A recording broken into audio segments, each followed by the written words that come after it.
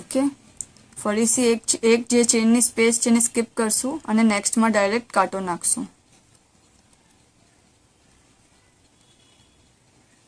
કાંટા પર બરાબર 2 લૂપ આવવા જોઈએ. ઓકે, ધાગાને બહાર નીકાળશું,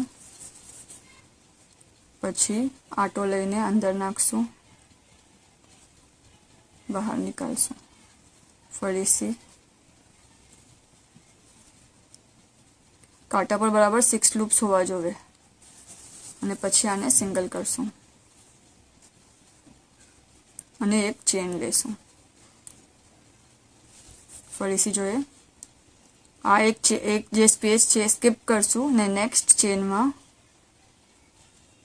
2 લૂપ કાંટા પર આવવા જોઈએ. ઘણું ઇમ્પોર્ટન્ટ છે. બહાર નીકાળશું,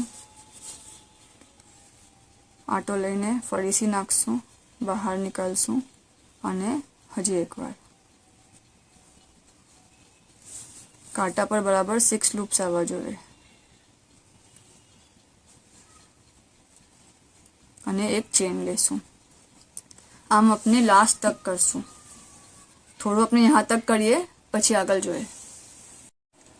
આપણે આ રો નું લાસ્ટ સ્ટિચ કરી લીધી છે. ઓકે, લાસ્ટ બીન સ્ટિચ કરી લીધી છે. હવે આપણા પાસે 2 ચેન